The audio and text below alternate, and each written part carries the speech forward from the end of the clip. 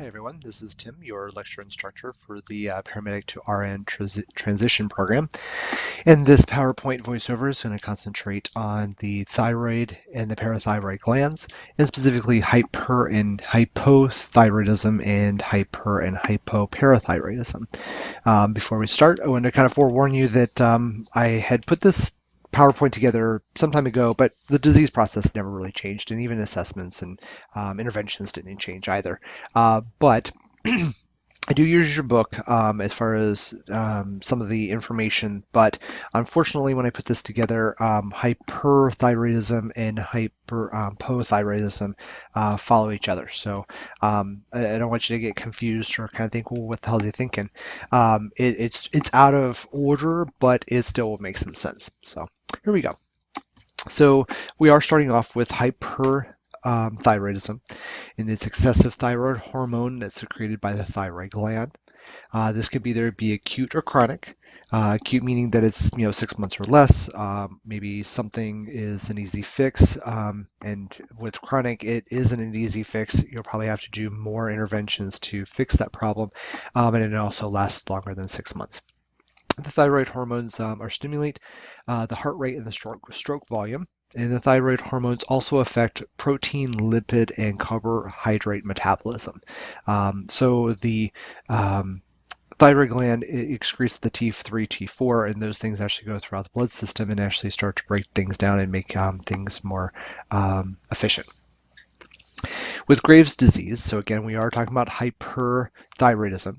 The thyroid gland responds to glandular cells, and this actually forms a goiter. So at this point, what's happening is that T3 and T4 are actually kind of accumulating in the thyroid gland itself, and that's where you actually get the goiter. And they're not actually being pushed out into the bloodstream, so they can actually make things a little more efficient and more effective. Other symptoms are exophthalmos, which is the protrusion of the eyes, and Pretibial Myxedema. So you actually have that dry, waxy swelling of the frontal surfaces of the lower legs. And here's your exophthalmos. So years ago, there was a person who used to do commercials where she would open her eyes really bright and wide, and they would bug out like this, and it was more of like that, oh my gosh, shock look. But this is actually the symptom of the hyperthyroidism. And here's your pretibial myxedema. So here's the lower extremities. They actually have the swelling, the redness, and that waxy, shiny skin.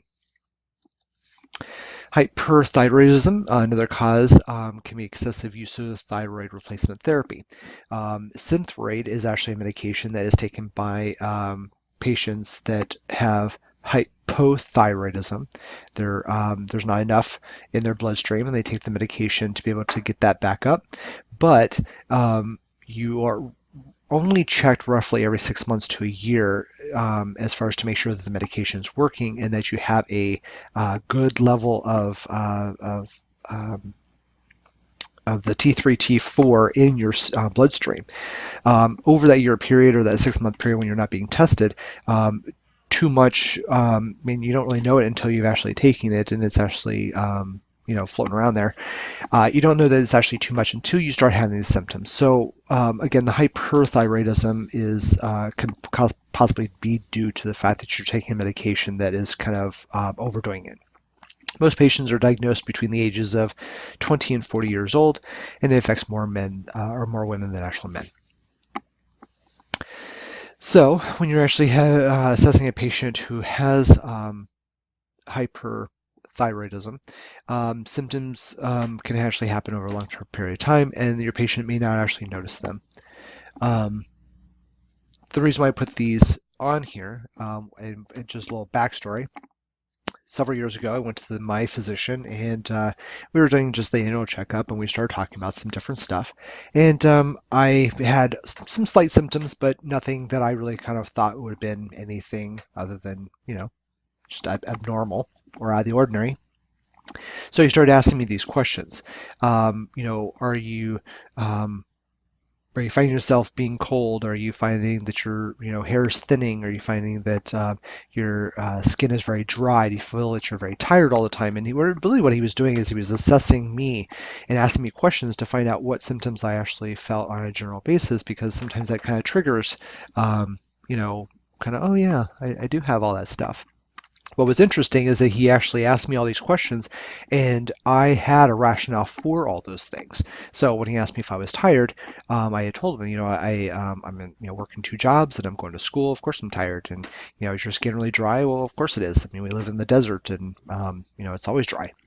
And then, he asked me if I was losing my hair, and I told him, well, I'm 40 some odd years old, and of course I'm losing it, and asked him about weight gain. So my point though is that when you actually do assess your patients for the hypo or hyperthyroidism, you really truly are asking them all these questions to find out what symptoms they actually are having. So you want to inquire about heat intolerance. Ask them about diaphoresis, um, heart palpitations and shortness of breath, visual problems, changing in energy level, insomnia, irritable or being depressed, and then previous thyroid surgery or radiation to the actual neck. The thyroid surgery or the radiation, that will actually just disrupt the thyroid gland itself, or even the parathyroid gland, and at that point will throw things off. So again, these are things you're going to want to really assess and inquire about. Because again, I've told you guys in the past, if you don't ask the right question, you don't get the right answer. So as far as physical assessment, you're going to check for the exophthalmos. So problems focusing, dry eyes, eye infections, eyelid lag, or eyeball lag.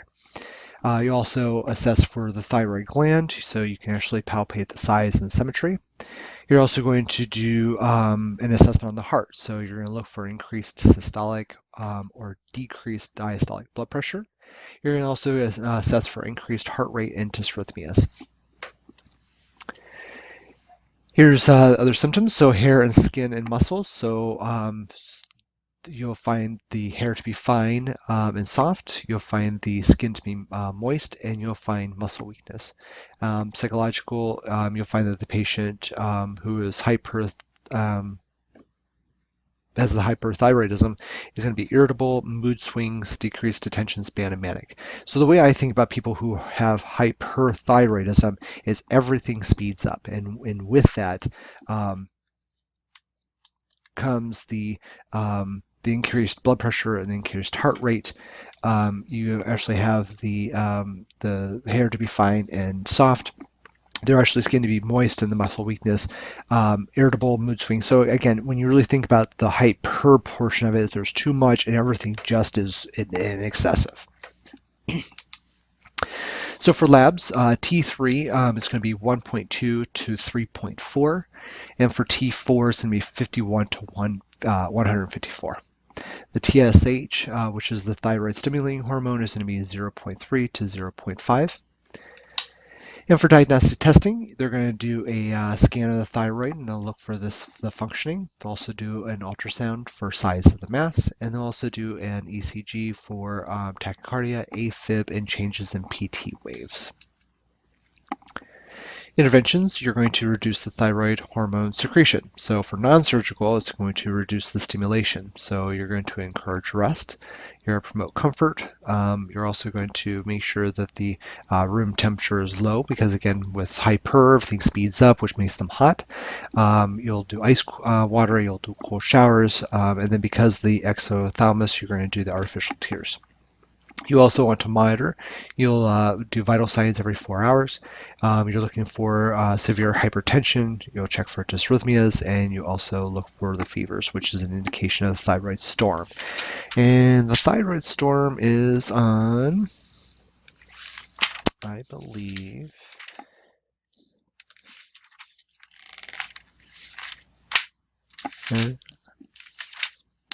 it's on page 1480 of your book, and I think this is kind of important for you guys to know and understand. So definitely check out that 52-6 chart. So for drug therapy, you're going to look for beta adrenergic blockers, which is going to relieve palpitations, diaphoresis, anxiety, and tachycardia. But it does not inhibit the thyroid hormone production. So you're really taking care of the symptoms of the heart, but you're not necessarily taking care of the thyroid problem that you're actually having. Another thing you actually could do is radioactive iodine. That iodine is actually given, and it actually absorbs into the body, and then it actually starts to absorb the T3 and the T4. So for surgical management, for patients with large goiters causing compression to the trachea and esophagus, they're going to remove it. They'll do a total thyroidectomy, or they can actually do a subtotal thyroidectomy. So they're going to remove the thyroid itself, or they actually might remove partial portions of it. So for pre-op, you want to control hypertension, dysrhythmias, heart rate, and the weight. And for operative, you're going to do the thyroidectomy or subthyroidectomy. So you're going to teach the patient about incision and risk to parathyroid glands. The parathyroid glands actually rest posterior to the thyroid gland, and as careful as they are, sometimes they might possibly nick the parathyroid or disrupt it in a way that it actually causes it to malfunction. So post-operatively, they're going to do vital signs every 15 minutes until stable, and then every 30 minutes for 24 hours. For your patient, you're going to make sure that you support their neck. You're going to sit them up in semi-Fowler's position. You're going to assess the sutures for any type of bleeding, inflammation, drainage, or possibly infection. You're going to control their pain and nausea. Pain is probably going to be I don't want to say it's going to be minimal, but it's not going to be excruciating. But as far as the nausea, you want to control the nausea or make sure that they don't actually vomit, because the fact that, not only have you had surgery on your neck, but that's also where the esophagus and everything else is, and you don't actually want to cause pressure from the vomiting to either cause more pain, or you don't want to actually have to have them leaning over, which is going to cause more pressure on that on their neck. Have suction set up and a tracheostomy kit available just in case they lose their airway, or if it's possible that they might run into problems. At least you have something available. You're going to watch for bleeding and respiratory distress. You're going to look for a laryngeal nerve damage.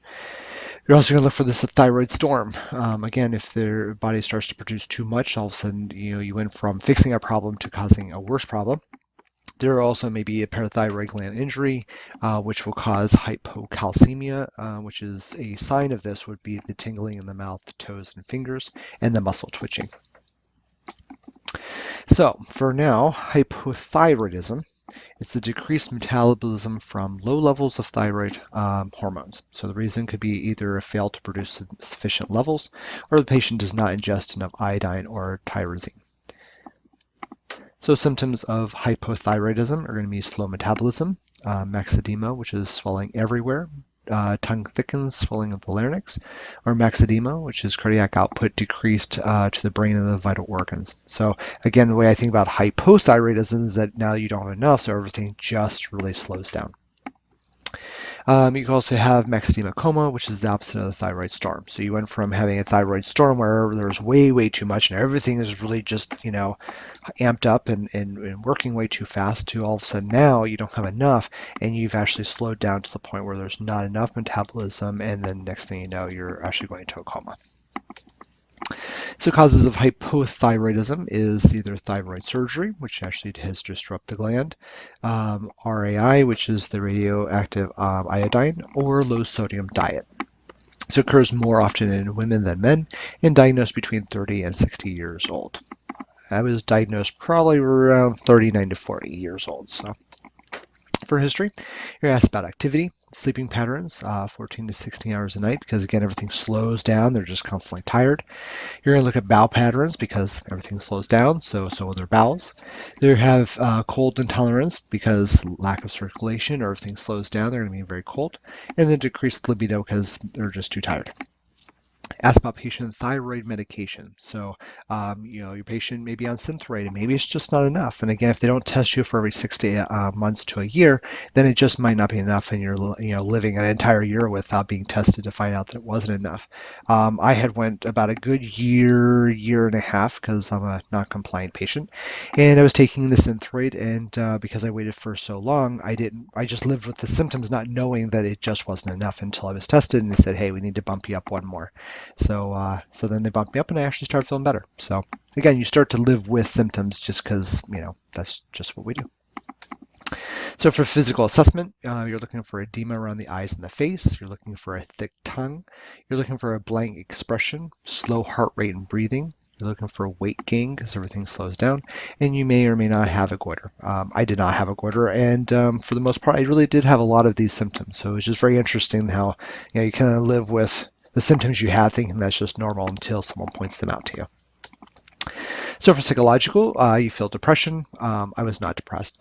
Lethargy or drowsy, which I was. Reduced mental function, which I don't think I really had, but I think it was more of more concentration than anything else.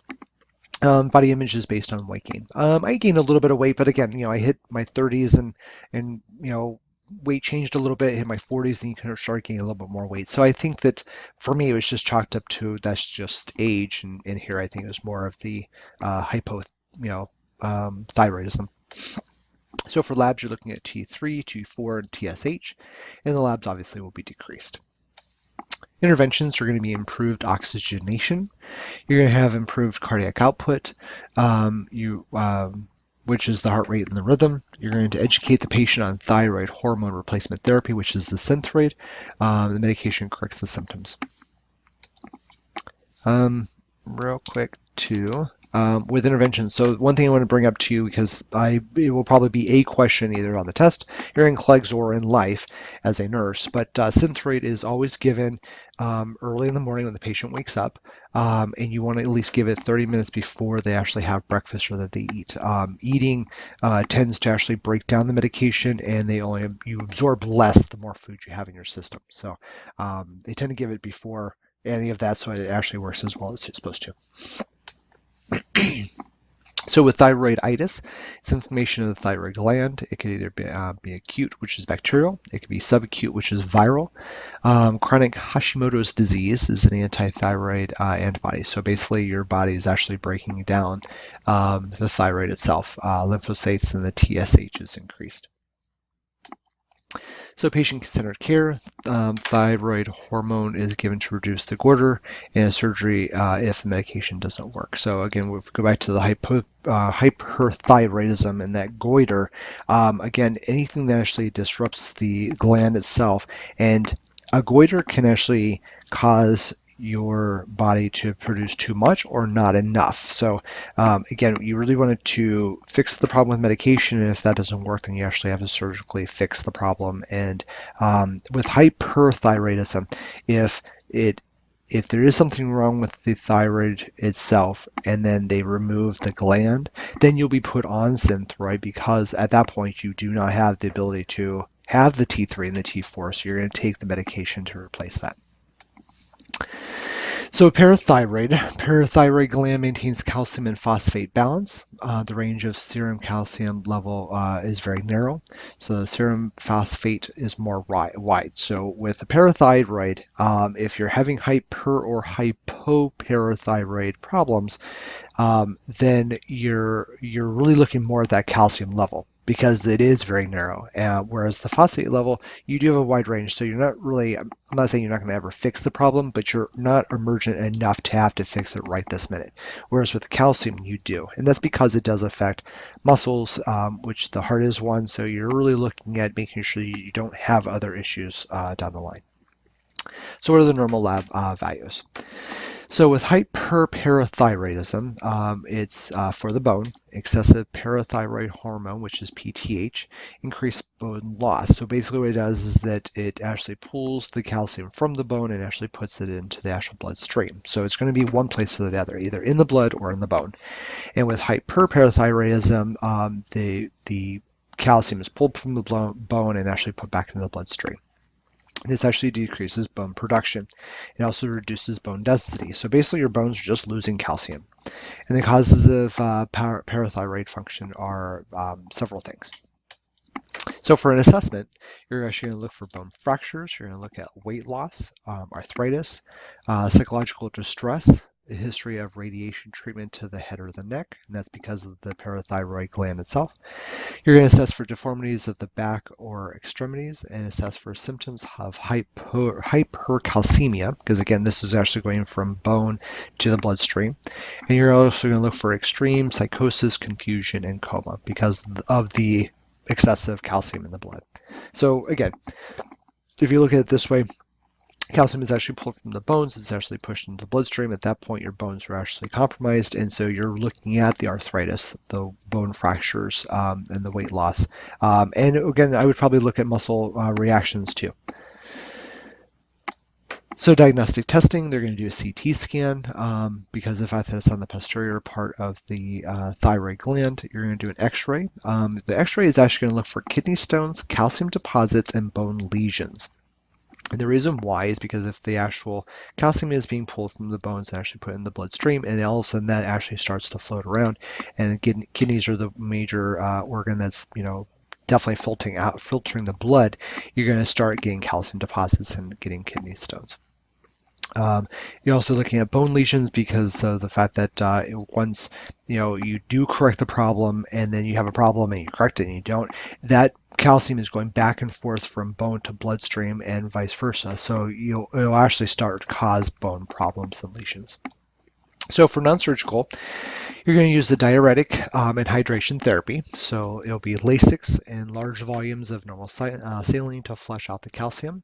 You're going to monitor the labs. You're going to make sure that the patient is not losing too much calcium. So even though you are fixing the problem, trying to put the calcium back into the actual bone and out of the bloodstream, by doing interventions, you want to, one, make sure that they're not actually becoming hypocalcemic, but you also want to make sure that, that you're not either losing too much or actually not enough. You're also going to prevent injuries because of the numbness and tingling, which is a side effect of this problem. Making sure that they don't fall, make sure that they have the right socks on, make sure they're actually using the call light and ask for help when they go to the bathroom. So again, the numbing and tingling is that more of a safety issue.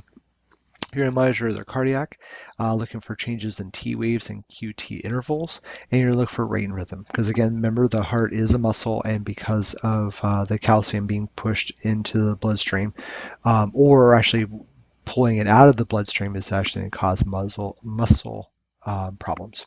You're going to check for input and output every 2 to 4 hours, and that's just to make sure that based on the Lasix and the normal saline, that you're actually getting out exactly what you're putting in. For surgical, the parathyroidectomy, the patient's calcium level has to be near normal. And the reason why is because once you actually remove the parathyroid glands, which is the whole point of balancing the calcium levels, you're going to, one, make sure that the level of calcium is normal. So that way, once you disrupt that whole process, that you can actually fix it as it comes up. You may remove one side or both sides as the tumor exists, and nursing care for removal is the same as a thyroidectomy. So again, they're removing the parathyroid, which controls the calcium levels, and again, you want it to be perfect. So that way, when you do remove it, levels are going to go down, but at least you're fixing the problem as it was level, as opposed to being out of whack or not enough or too much, and all of a sudden you're trying to fix those problems and remove it. It just becomes a nightmare. So for post-op, watch for hypocalcemia. Check labs every 4 hours. You're going to assess for tingling and twitching. You're going to check for the trousseau and the Chvostek sign, which indicates the tetany. So again, remember when every muscle in your body, including the heart, you want to make sure that you have enough calcium and that it's not either too much or too, or make sure that it's not too much or not enough, just to make sure that it doesn't actually affect the heart rate and rhythm. And the tingling and the twitching and all these other signs, they're good indication as far as assessment wise. Those are things you could do right now as opposed to waiting every 4 hours for labs to come back and stuff. So with hypoparathyroidism, the parathyroid is decreased. It's lack of PTH secretion, decreased effectiveness of PTH on the target tissue, which causes hypocalcemia. So remember, hyper is too much and hypo is not enough. All right, so let's see here. Iatrogenic hypothyroidism. It's caused by removal of the parathyroid tissue during a total thyroidectomy or deliberate surgical removal of the parathyroid glands. Idiopathic hypoparathyroidism is spontaneously and it just stops working. With hypomagnesia, and this could be due to either alcoholism, malabsorption of syndromes, chronic kidney disease, or malnutrition. Because again, when you're looking at the calcium and the phosphorus levels, you're also wanting to look at the magnesium level because of the fact that they happen to counterbalance each other. So as far as assessment-wise, you're looking at radiation to the head or neck, because again, any type of radiation, whether it was previous cancers, and it could be esophageal, it could be cancer of the trachea, any radiation that was given in that area can cause disruption of the parathyroid gland. You're looking at neck injury, you're looking at manifestations of hypoparathyroidism, you're looking at mental changes, which is irritability or psychosis, and you're assessing their teeth. So for labs, you're looking at the magnesium, the calcium, phosphorus, and vitamin D. And for diagnostic testing, you're going to be doing a CT scan and an EEG. And for interventions, you're going to correct the hypocalcemia. So you're going to do that by IV, and it's calcium gluconate. You also could do this with vitamin D, which is PO, and you're also going to look at the magnesium level, and that will be replaced by IV also. For long term, it's going to be vitamin D because vitamin D and calcium go hand in hand for absorption. Education for the patient, you're going to teach them about the signs and symptoms as far as what they should or should not be feeling like, because again, we don't want them to kind of get used to symptoms and go, well, that's just the way it's always been. You really want to teach them, hey, if you're having these things, you need to actually fix these problems. You're going to educate them on medications, and you're also going to educate them on diet as far as calcium rich foods and vitamin D, and be able to get that balance back in your calcium level between bone and blood. That sounds about it. It wasn't too bad, 26 minutes. And so what I want you to do is really concentrate on the pages in the book. I know there's a lot of them, but what I wanted you to do, and I'm kind of flipping the pages here, and I've mentioned this before, the plan of nursing care, which is chart 52-4. I think this has a lot of good information as far as what to do, as far as interventions and rationales and why you're doing them. So anyways, definitely take a look at those and learn them, and bring any questions you have to class. Thank you.